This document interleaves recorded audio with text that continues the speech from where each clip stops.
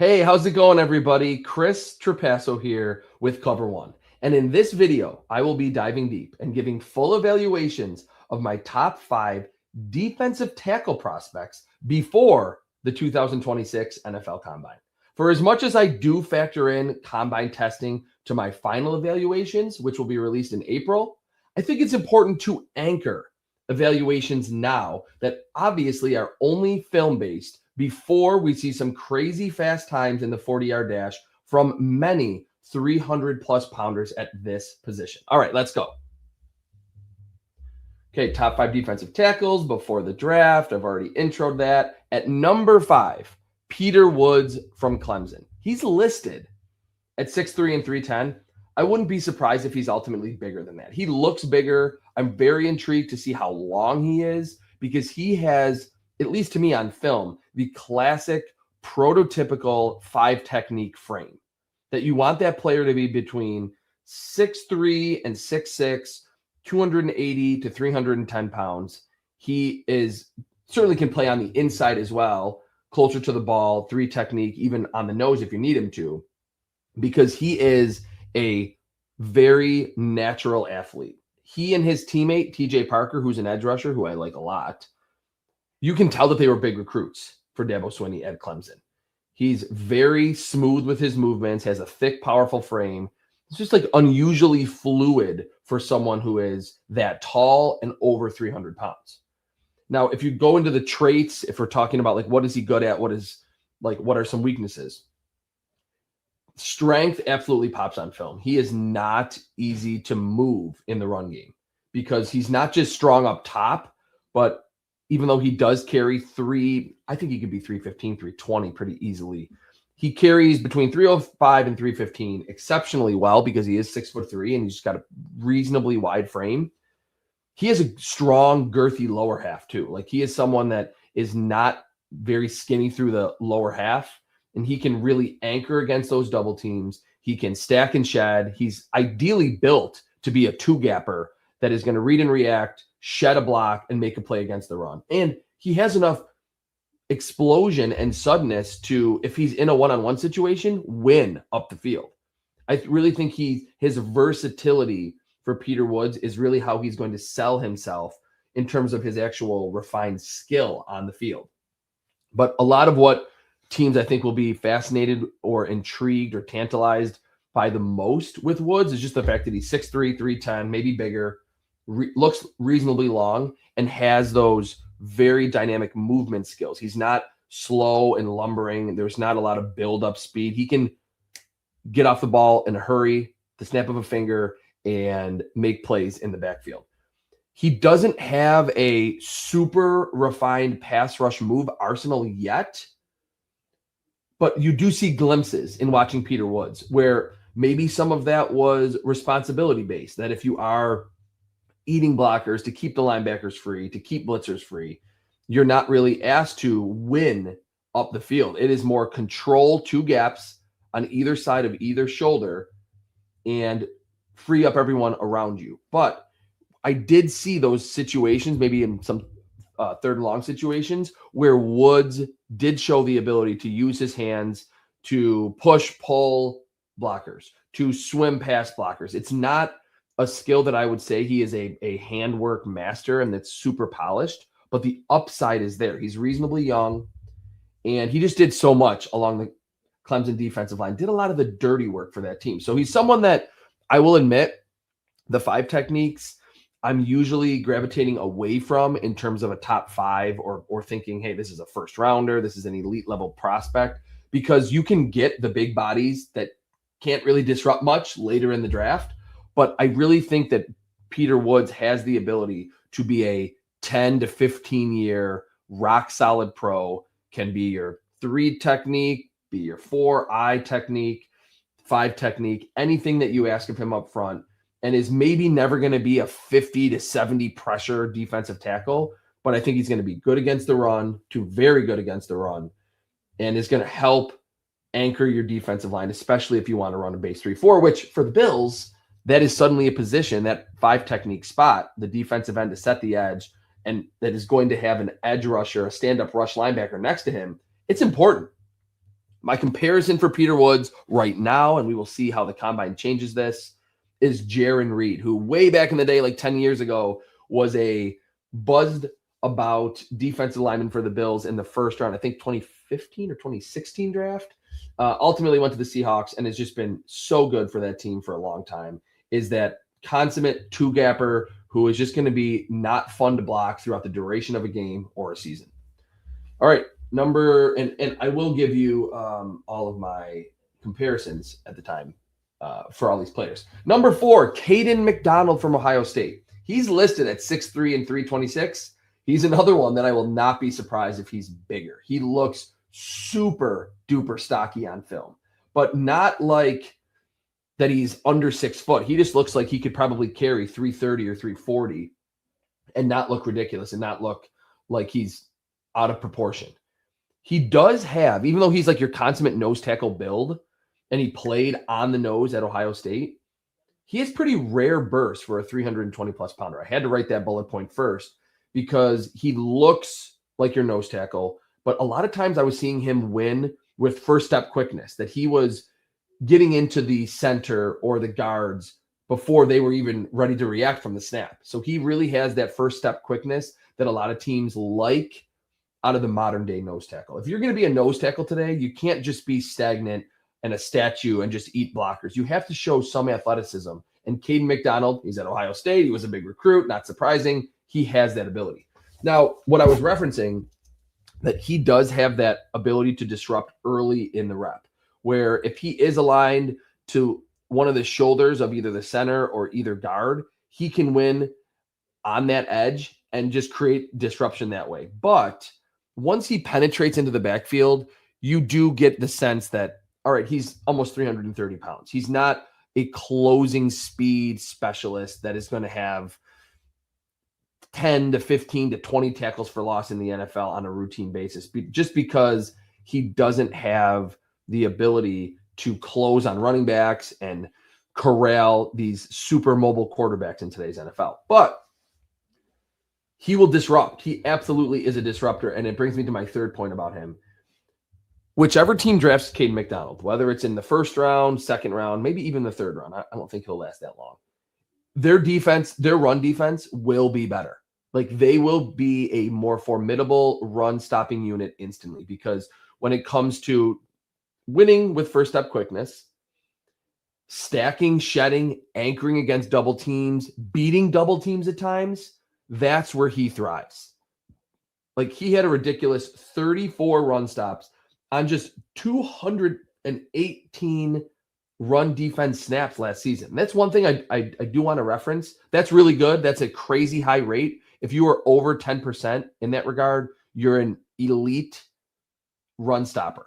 He's making, and when I'm referencing stops, I'm saying it's a tackle that constitutes a loss for the offense. It's based on percentages of how many yards they need to get. So, like, you know, a 2 yard or a tackle that was 2 yards past the line of scrimmage on 1st and 10 is better than a 2 yard tackle on 3rd and 1. Like, so the stops are those losses for the offense that you want to see from your defensive lineman. And to have a run stop rate of well over 10% for Kaden McDonald indicates that, yes, he is an elite run stopping defensive tackle prospect. There is no doubt about that. Does he have pass rush upside? I don't believe he has a lot. If you want to buy into the first step quickness at 320, it's all relative to his size. He's not Ed Oliver. He's not Aaron Donald. He's not Kalijah Cansey. And those are typically your pass rush specialists. He's not Dexter Lawrence, who actually is a freaky mover at like 340 or 350 and like 6'5". But you will get run stopping ability right away, because that is the type of player that he is. He just very much understands leverage, the angles, what centers and offensive guards are trying to do against him, or what type of run it is, and he can beat duo, things like that. He's a very polished and talented and powerful run stopper. So if that's the type of player that the Bills need, or any team needs, I mean, we're talking about the Bills here, but this can really just be generic for the entire NFL. If you want run stopping ability, Kaden McDonald's your guy. I compare him to DJ Reader out of Clemson like 10 or 15 or 10 to 12 years ago. DJ Reader, and he's still in the league and he's a free agent and he's someone that I think would make sense for the Bills if they do want a veteran nose tackle. But Kaden McDonald is very similar to him, that he is wide, he is annoying to block, I'm assuming, just from watching the film, and all the Big Ten centers and offensive guards having major problems with him against the run. But he's not going to give you, I mean, he was like a 15 to 20 pressure a season type player at Ohio State. And the one other point, 3 seasons at Ohio State, played like under 700 snaps in his college career. So he's not someone that is entering with a ton of experience, but I do like that he's not 25 years old and has a lot of wear on his tires. So Kaden McDonald, run stopping specialist. My comparison for him is DJ Reader. All right, number 3, and we are getting into more penetrators at this point. Grayson Halton from Oklahoma. I don't really think he's getting a lot of buzz, but I'm not factoring in my evaluations to what anyone else thinks. Obviously, at 6'2", 292 from Oklahoma, he has the classic build to be that penetrator, that one gap dynamic disruptor from the 3 technique position that's lined up on the outside shoulder of either offensive guard, and it just wants to win through that shoulder to the quarterback.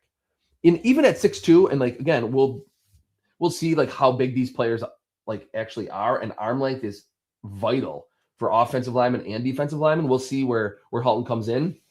A lot of those penetrators, they're right around 6 foot and 292 and 300. If he's 6'2" and 292 and has like arms close to 33 inches, we're talking about a specimen for this specific role on a lot of defenses in today's NFL. And I do want to point out, for as much as the Bills are going toward a base 3-4 look, and they're probably will be asking their defensive linemen to 2-gap more, which that means, again, where you are not just getting upfield and getting toward the quarterback, you are going into the blocker in front of you and kind of peeking to the left and right and seeing where the ball is to keep that blocker from moving to the second level so your linebackers are clean.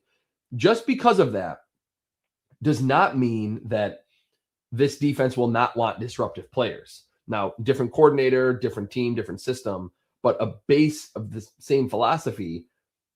Mike McDonald, for the Super Bowl champion Seattle Seahawks, he runs a base 3-4, and they drafted Byron Murphy out of Texas, who's like Ed Oliver size, and he's become a really good player in that defense. Wade Phillips, another 3-4 guy, coached at the end of his coaching career, Aaron Donald, and Aaron Donald's, maybe the best defensive player ever, maybe the best defensive lineman ever. But they didn't say, oh, hey, we got to trade Aaron Donald now because we just want 6'5", 330-pound defensive lineman. We don't have room for a 6'2", 292 player. That's not the case. So I don't want you to think that that type of player is completely off the radar, or that Ed Oliver is absolutely has no chance to be a good player in this Bills defense. Now, do I think that he's the perfect fit? Not necessarily, but that's for another video, another time. With Halton, that's the type of player you're getting. You are getting first step quickness, burst, and the explosion to the football that you don't really get with Kaden McDonald. That once he wins, he can hit the accelerators to sack the quarterback, tackle the running back behind the line, chase down a running back, or corral a quarterback who's trying to elude pressure. He's that type of athlete. I mean, look at the picture. He looks like he's an edge rusher. It looks like an oversized edge rusher, but he's 6'2", 292. What I also love about Halton's film is that very slippery pass rushing skills. Like, he is not someone that is only winning on athleticism alone. And that's one thing, if we're going to kind of if I'm going to continue to draw the Ed Oliver comparison. Ed Oliver has basically, if you look at the combines, similar athleticism to Aaron Donald. The biggest difference, I think, between Oliver and Donald, which, of course, you can't really compare anyone to Aaron Donald, but there were comparisons to Donald for Oliver in that 2019 draft. Ed Oliver never really developed a vast array of pass rush moves, and Aaron Donald was maybe the most refined, dynamic, advanced pass rush move specialist at defensive tackle, maybe in NFL history.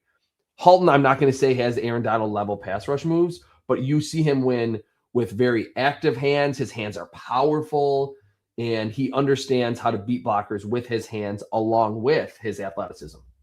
And I think he has upside as a run defender because of those hands. There's block shedding flashes on film. And then because he's such a good athlete, again, he can stack, shed, get off a block, find the ball carrier, and explode to the football to make the tackle. He's not a tremendous run defender now. And of course, at under 300 pounds, he probably will get bullied a little bit in the NFL. But I do like that Halton has upside there and a willingness to help out against the run. He is not only someone who's going to be on the field in second and long situations or third and long. So Grayson Halton is my number 3 defensive tackle in this draft class before the combine. Number 2, Lee Hunter. Oh my God, he is so fun on film. My top 2 are my top, like you will be able to tell why I have these players as my top 2 because I'm going to rave about what I saw on film for both of these defensive tackles. Lee Hunter from Texas Tech. He's listed at 6'4", 330, and he looks every bit 6'4", 330. He stands out along that super duper talented Texas Tech defensive line on film last season. NFL ready nose tackle size. Like if you are building a nose tackle in a lab, maybe you want him a little bit shorter than this for leverage purposes, but 6'3", 6'4", 325 to 340 in this day and age, that is your classic nose tackle. Now, I'm saying in this day and age and classic, those two phrases kind of go against each other. We're not seeing as many pure nose tackles in the NFL anymore. And Lee Hunter wasn't only a zero technique head up with the center. He played on the shade, so 1 technique. He played 3 technique. They kind of moved him all around the defensive line. He wasn't playing much at defensive end, but he's not someone that has to only be aligned at 0 or 1 technique in the NFL because he has legit first step quickness. I think he has just as good of first step quickness as Kaden McDonald, very close to him in that regard, at the very least. And he's very balanced. You are not going to see him with that much girth get tipped over very often. He has good torque where he can plant his legs in the ground and toss a smaller blocker, or if there's a pulling guard that doesn't have him squared up perfectly, he's going to make that guy miss or not be totally blown out of the play in that situation because of his size and his balance. I'm not going to say that Lee Hunter is as good as a run defender as Kaden McDonald, but it's close. He is fully developed in that regard. Very heavy hands, obviously at 330, maybe even bigger, a lot of mass. And there's a lot of awareness to his game. Like he sees blocks coming, can get out of the way, can make himself a difficult target. He understands blocking concepts really well. I think it's an area of his game that, because he's actually a really good pass rusher, might get overlooked. But at 6'4" and 330, he plays like you want him to and expect him to against the run. And there absolutely is pass rush potential with Lee Hunter. There's a lot of flashes of swipe, arm over, bull rush, the athleticism that really is great relative to his size, and just a general smoothness to his athletic profile to work past blockers, or like I was saying, around blockers or avoid them at times. It's a very good trait to have, that he's very aware of what's happening among all the chaos in the trenches. So Lee Hunter, classic nose tackle size, new age athleticism, and he kind of wants to play like he's a little smaller and wants to be that 40 to 50 to 60 pressure type in the NFL. I don't know if he'll ever get to that level, but if he has a season with 40 pressures, that wouldn't surprise me, because Lee Hunter is strong. He's built very well, and he went from UCF to Texas Tech last season and didn't skip a beat. Like going up in competition did not faze him whatsoever. I think he actually grew as a player last season at Texas Tech. And speaking of players who you are just going to be wowed with athletically and play to their size, my number 1 defensive tackle, Caleb Banks from Florida. He is listed. Oh, wait, by the way, sorry. I did not tell you. Grayson Halton, sorry. I knew I was going to forget this. Grayson Halton, I had compared to Sheldon Rankins, who was a former first rounder, 2016, 15 or 16. Very good players. I think he's still in the NFL. He's been a very good pro. I think his upside is even higher than Sheldon Rankins, but that's where I have him anchored right now. For Lee Hunter, I have him compared to DJ Jones, who was and is still a very good, and in his prime was a very good big-bodied nose tackle who was immovable against the run and flashed as a pass rusher. Now, let me get to number 1 overall in this defensive tackle rankings. Caleb Banks, I was referencing, he is listed at 6'6" and 330 pounds with ridiculously long arms. I've talked to a few scouts that I know, and they're like, he's going to measure in ridiculously. And there's going to be like, oh yeah, that first round buzz that happened after the 2024 season, we're going to get that from a traits perspective after the combine weigh-in. 6'6", 330, might have 34, 35-inch arms. Is a absolute dancing bear, more so than anyone else on this list, and more so than any other, of course, defensive or interior defensive lineman that I've watched in this class. Like Kaden McDonald moves awesomely at 6'3", 320, 330.